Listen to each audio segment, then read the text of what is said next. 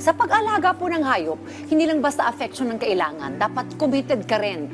Ang pag-aampon po ng hayop ay hindi lang basta pagkuha ng bagong fur baby, kundi isang responsibilidad as they deserve love, care, and a safe home just like us. Totoo yan, Dayan. At kung ready na kayong maging pet parent with a purpose, alamin natin ang dapat tandaan ng isang responsableng pet adopter at owner. Makakasama natin ngayong umaga ang presidente ng Humane Philippines, Ma'am Iza Lim. Good morning, ma'am. Kumusta po kayo? Good morning. Well, tell us more about Humane Philippines. Ano po ang inyong misyon at kailan po kayo naitatag? Yeah, Humane Philippines po was incorporated just last year, Okay. February of 2024.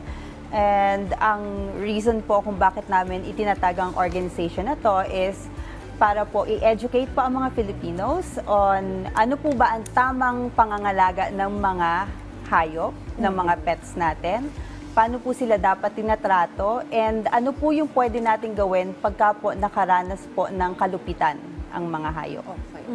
Ma'am, ano po yung mga pwedeng gawin kapag gustong makapag-adopt ng mga, yung mga gusto maging pet, fur parent? Pwede po sila mag-message sa amin. Meron po kami mga for adoption na. Actually, we have over 300 rescues, 100 plus yung aso and 200 plus yung pusa. So, they just have to message us. Pero, syempre, meron po tayong screening. Okay. Sa mga gustong maging fur parent, ano po yung mga dapat mayroon silang qualifications? Kasi understand, ini-interview niyo yung mga ganito, no? Para to make sure na they will be responsible in adopting a fur baby. Well, kung iisipin niyo po, parating siguro dapat may pera ka para maalagaan yung pusa o yung aso na i-adopt mo. Pero in reality po, hindi naman ganon. Okay. Kailangan lang po, meron tayo nung puso para sa kanila. Kailangan lang po ma-assure po kami na talaga nga alagaan po sila kahit anong mangyari, and handa po tayo magsakripisyo para po ibigay yung mga kailangan nila.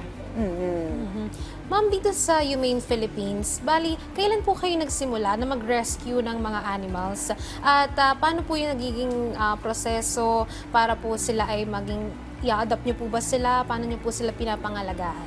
Actually po, yung Humane Philippines started last year. Pero po ako po as a rescuer, 2018 pa eh. Oh, matagal niyo ng advocacy ito. Opo.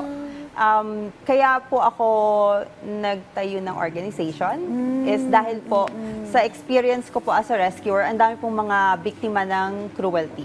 Okay. So sabi ko, kailangan matigil to kasi ayoko po na tumanda ako and duugod-ugod na kailangan ko pang tumakbo dito, doon dahil mag-rescue po. Ayoko ng ganon. Gusto ko rin po mag-retire balang araw. So sabi ko, dapat po maturuan po yung mga tao. So, hindi naman ako marunong sa batas dahil ako ay computer science graduate. Okay. Sabi ko, okay, paano kaya? Paano ako makapagkaso, makapagpakulong? Naghanap ako ng mga animal welfare advocates na kaya yon, mga hindi ko kayang gawin. Nagsama-sama po kami.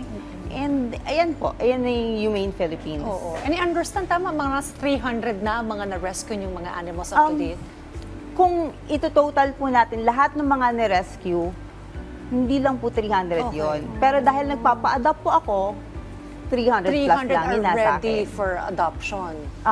Marami na pong napa-adopt, and sa ngayon po, merong parang 50 plus na pwede na pong ipa-adopt. Ayun. Okay, now when it comes to animal cruelty, ano yung mga cases na na-handle ninyo sa Humane Philippines? What are the worst ones? The very first case was actually against a government official. Okay. Kinasuhan po namin sa ombudsman. It was the San Juan City Pound drowning case. Okay. Back last year, July of last year. Marami pong aso at pusa na nasa pound yung nalunod. And this case is already being handled by the Office of the Ombudsman. Yun po yung, siguro, yun na yung pinakamasakit na pound rescue na nagawa ko ever. And maraming beses na ako nag-rescue sa pound, sa mga city pound, mga barangay pound. Pero yun po ibang klase. Kasi Bakit po? nalunod po yung mga hayop eh. And napabayaan po sila. Na nandun sa pound, kahit alam natin na lumulubog yung pound na yun. So, it was really tragic. Siguro understatement na nga yun eh. Pero yung nakita ko na pagdating namin doon, nalulunod po sa harap ko yung mga aso at pusa. Oh, sobrang nakakalungkot naman po yun.